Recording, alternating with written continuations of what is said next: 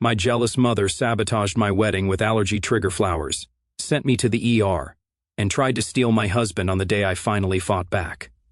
So I, a 23-year-old female, have been with my husband, a 29-year-old male, for 3 years. We were supposed to get married a few days back. It did not happen the way I wanted it to because my psycho mom pulled some really messed up crap, which ended up sending me to the hospital with a crazy allergic reaction. She swapped out my floral arrangement of only orchids and peonies for a bunch of daisies, daffodils, and irises. I have a severe pollen allergy and also asthma, so it is really bad for me to be around pollen-heavy flowers, which all of the ones I mentioned above are. The wedding venue was loaded with those flowers, which drove me nuts and triggered an asthma attack so bad that I had to go to the emergency room, all thanks to my mom. For context, my mother, a 44-year-old female, and I do not get along, as you all might have concluded by now. Growing up, my parents lived separately for a while, and I got used to that. They had a lot of differences back then, so they separated when I was 7, but they ended up getting back together when I was 15 or so. Just so we are clear, my parents were never divorced and were still married on paper, but they lived separately and lived separate lives. I visited my mother every other weekend, but she would never have time to spare for me, and I would end up spending most of my time by myself in my room at her place. So that was my relationship with my mom. It was strained at best, but we were on okay terms. She did see other men when she was separated from my dad, but I do not know if those guys knew about her marriage beforehand, and I never asked. As far as my dad is concerned, he never brought home any women, and even if he did see other women, I did not get to know about it. They remained on good terms even while they were separated since they parted mutually and so-called co-parented me to the best of their abilities. Or, well, at least my dad tried to. My mother was not very keen on parenting me at all. I am over it though, and I did not try to reconnect with her or fix my relationship with her after I left for college because I got too busy. College is also where I met my husband, and no, he was not a student there. I became friends with his sister during college, and one year I had to stay back during Thanksgiving since I could not fly back home due to a blizzard. My friend lived nearby, so she decided to invite me to her house for Thanksgiving dinner, and that is where I met my husband for the first time. I was 19 at the time, and he was 25, so I thought the age gap was a little weird, and I guess so did he, but neither of us did anything about it. However, we did become friends and kept in touch. We would speak to each other almost daily for a couple of months and even hung out a few times. After that, there was just no denying that we had a thing, but he was really shy and did not ask me out. So I decided to ask him out instead, and it was really sweet. He ended up saying yes, and we started dating. After I graduated, I moved in with him, and about 6 months later, we decided that it was time to tell our families about us. I already knew his family, and they seemed to like me. I was hesitant to introduce him to mine, though. I was cool with my dad, but I did not want to introduce him to my mom because I just had a gut feeling that something would go wrong if I did. I did not even know it back then, but yeah, I was right. I did end up bringing him home to meet my parents during the holidays nevertheless, and back then, I believed that it had gone well. I did not notice that my mother had been really quiet during the whole thing, and had been actively avoiding looking at either of us. I was just glad she was not saying weird crap about me or making backhanded jokes about me like she usually does. He only met my family a couple of times after that, and I did not notice anything off at the time, so I had no idea about what my mother was thinking. Then, 7 months ago, my husband proposed, and I said yes. My parents flew down here to be able to attend the wedding 4 weeks ago, as a surprise. I was happy about my dad being here, but not too thrilled that my mom was here too, because all she did was nitpick my choices and try to bring me down. I wanted to send her home without any reason, but I did not because then my dad would leave with her, and I did not want that, because then my wedding day would be really sad for me. My dad was not exactly aware of the Cold War between my mother and me, and I did not want to tell him about it either, because that would just lead to a load of unnecessary drama. He would want me to confront the issue and try to sort it out with her, which I just really did not want to do. So I put up with her just for my dad's sake, and in hindsight I probably should not have for my own and my dad's sake. I finalized my florist and floral arrangements and decorations for the wedding about 2 months ago, and incidentally, my mother found out from a list that I had left on my desk that she happened to be friends with my florist. She had been visiting my husband and me, which they had been doing often ever since she and my dad came by, but I did not think much of it.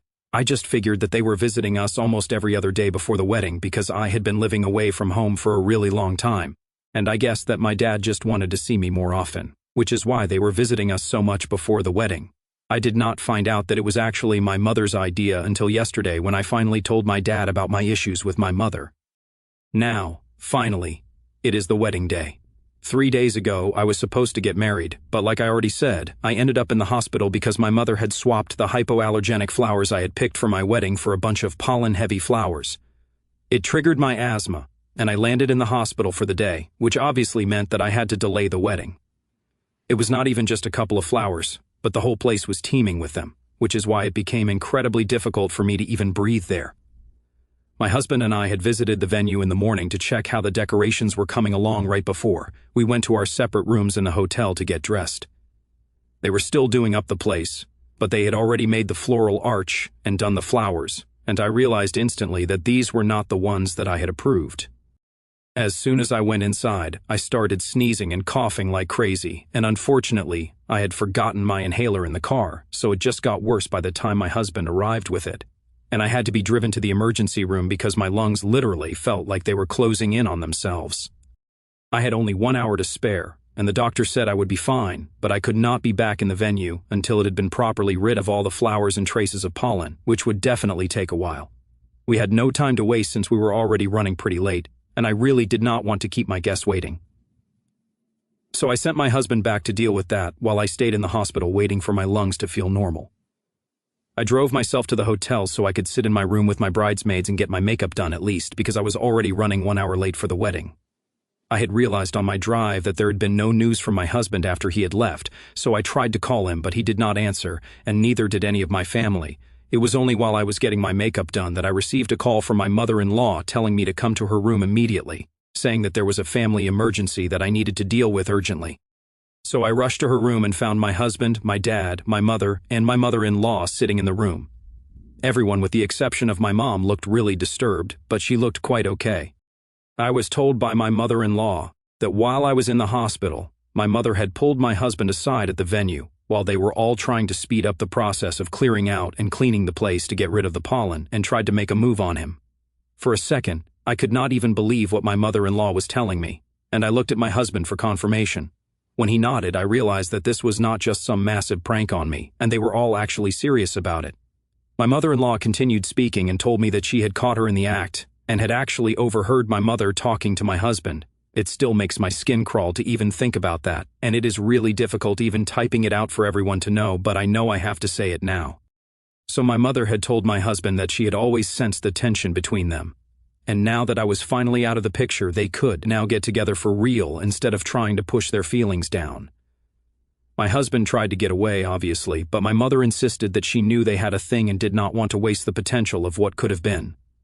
Luckily, my mother-in-law was there, and she confronted my mother and even dragged her away from her son. That ended with a nasty argument between my mother and my mother-in-law at the venue that had gone on for a while, which is why nobody had answered my calls. My husband finally had the sense to suggest that everyone be brought to the hotel instead of creating a scene in public in front of all the staff at the venue, which is what they did. And now they were here to ask me what I wanted to do about this situation since it was our wedding. I did not even think twice before telling my mother to get up, pack her bags, and leave right then. My mother did not argue either, and neither did she look back at my dad to ask him to come along, which was surprising because she literally just tried to cheat on him with her daughter's fiancé on her wedding day. I also realized that she must have spoken to my florist and changed the order for my wedding, and the florist must have done it because they were friends. When I spoke to the vendor, she told me that she had received a call from me a couple of weeks back with a request to change the order and a proper discussion about what I wanted, which is why she had done so. So I am guessing my mother must have gotten a hold of my phone and made the call while I was not in the room, because I do have a tendency to forget things, and my voice is similar to hers. A lot of people get confused on the phone, including my dad. Anyway, my mother left, and even though it was a really tense and awful morning, my husband and I did end up getting married. The ceremony started 1 hour later than it was supposed to, and it was kind of embarrassing, but it was still beautiful, even though there were absolutely zero flowers there. My husband had doubled up on the balloons last minute and made it livelier, which was a genius move on his part. That was a couple of days back. And I did not address the thing about my mother for a while because as a newlywed, I just wanted to enjoy the first few days of my marriage instead of letting my mother's craziness ruin it for me. But yesterday, my dad finally visited, and we talked about what happened. We had not spoken much after my mother left, and I did not have enough time to speak to him at the wedding, even though he did walk me down the aisle. He had stayed here at the hotel, but he is supposed to leave today, which is why he paid me a visit last evening. It was awkward, but he did tell me that he had not spoken to my mother since she left, and truly did not know what to expect. I told him all about the issues I had with her, and he seemed really surprised because he had never picked up on any of it. It was not surprising because my dad had always been sort of oblivious when it came to social cues and stuff like that, so I forgave him for never noticing the tension between my mother and me. However, I did tell him that I had put up with her long enough for his sake only, and now I was not ready to do that anymore. I know he loved her, but I was not going to sit around pretending that I was okay with it anymore. She had already proven that she was not worthy of being with anyone, let alone my dad. So I gave him an ultimatum and told him that he could either divorce my mother and never see her again, or else I would be the one going no contact with him. He seemed kind of shocked because he clearly had not expected me to take this stance. But I could not stand my mother, and I do not think anyone in my place would have done things differently. She had sent me to the hospital on my wedding day just so she could make a move on my husband. I mean, if that is not truly psychotic, then I do not know what is. My dad said that he needed to go back to the hotel and pack for his flight when I gave him the ultimatum and did not give me a proper answer at the time, and he has not spoken to me since. My husband and his family do not think I have done anything wrong because what my mom did was way out of line.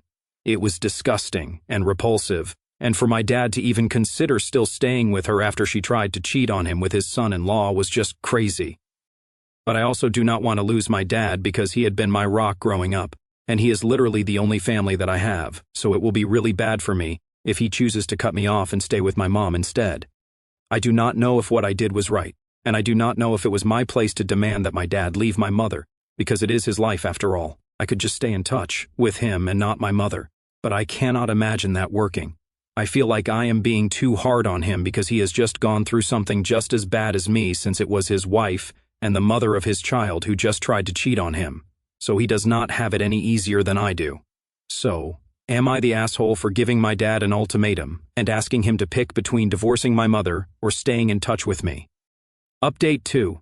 Okay, I get it. I read the comments, and I understand. I can apply the same logic that I used to defend my decision of not cutting ties with my dad to the situation that he is in. I get the irony, and I am surprised I missed it the first time around. I guess I have been way too emotional, and that is why I did not even realize I was doing the exact same thing that I was calling out my dad for, defending him and continuing to condone his messed up behavior but refusing to cut him off. I know now that there is not much to do but just let this go. I cannot continue to think emotionally and let my heart run the show if I want peace of mind. Even my husband agrees I need to let my family go because the way they have been acting is nothing short of crazy. My mom is insane, and my dad is no less because he is choosing to put up with that insanity quite willingly. He still has not been able to come to a decision about what he is going to do, and it has been more than 2 weeks. I think I've given him enough time to think about his decision, and if he still has not been able to come to a conclusion, then I have my answer. If he is not strong-willed enough to let my mom go now, then I doubt he ever will be, but I know that I have to cut him off for my own sake, and I am going to do that now. I did it. I called my dad up and told him that I could not, for my own sake, have him as part of my life anymore. He was shocked when I said that, and tried to tell me that he still has not reached a conclusion about what he wanted to do regarding the situation with my mom, but I told him that the fact that he was stalling me for so long meant that he was still willing to give her a chance, and I just could not accept that. He knew everything that my mother had done, and despite that, he was inclined towards choosing her. Had it not been for my ultimatum, he probably would have gotten back together with her already, and he did not have a reply to that because he knew it was true. It was very difficult for me to bring myself to say it, but I did tell him that as parents both of them had let me down.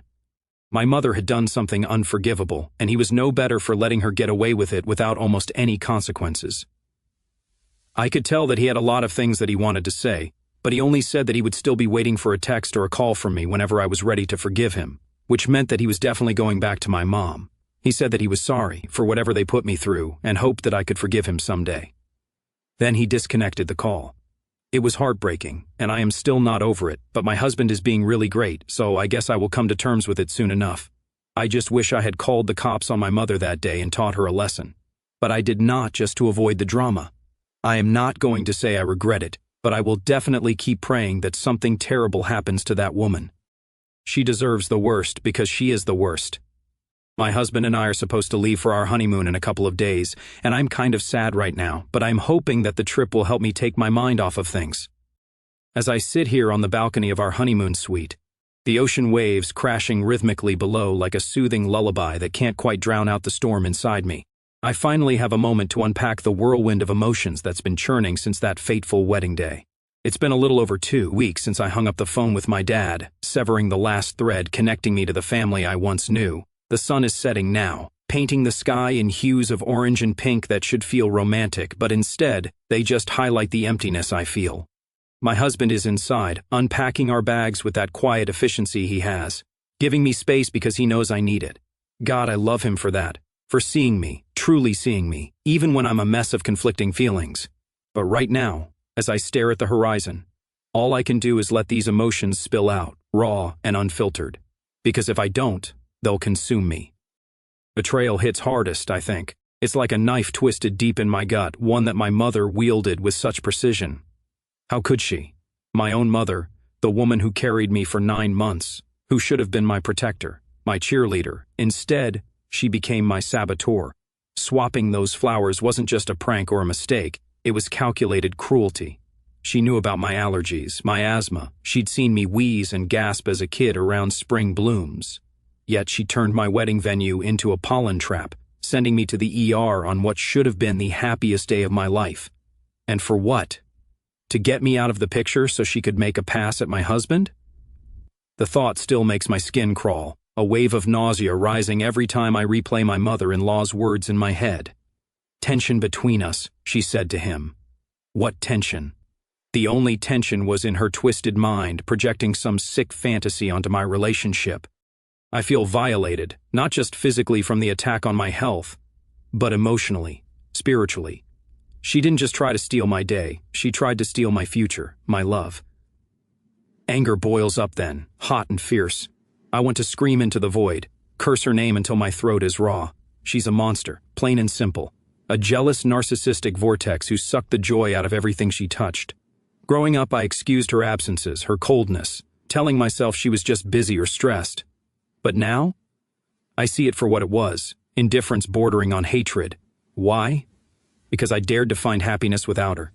Because my husband chose me, not her. It's pathetic, really, but that doesn't make the hurt any less real. And then there's the sadness, a deep, aching void that swallows me whole in quiet moments like this. Losing my dad. That one cuts deepest. He was my rock. The one who showed up for school plays, bandaged my knees, taught me to ride a bike while mom was off doing God knows what during their separation. He co-parented? No, he parented, full stop. I idolized him, clung to him through the loneliness of those weekends at mom's empty house. When they got back together, I swallowed my resentment for his sake, hoping it meant stability.